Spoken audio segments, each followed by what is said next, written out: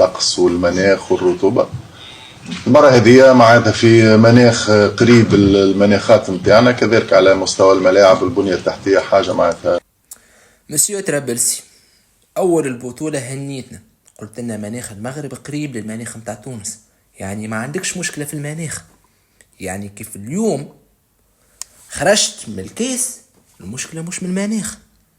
به نحاول نعاونك نلقاو مع بعضنا حاجات نجم تقولهم غدوة في الآلام. فلوس ما نتصورش ما فماش فلوس. دعم قد اليوم في الاستاد 60,000 اليوم يجوا في الاستاد. دونك عنا الرطوبة ما نجموش نحكيو عليها خاطر قلتها في الفيديو القديم.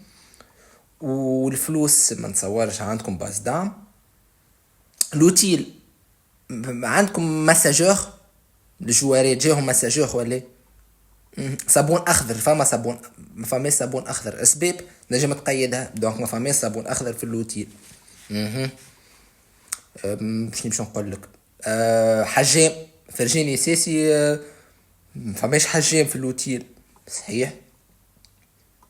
ايام راحه عندكم نهارين، وي صحيح نهارين راحه شويه، هاك توش تروح لتونس ترتاح على قاعده صحيح.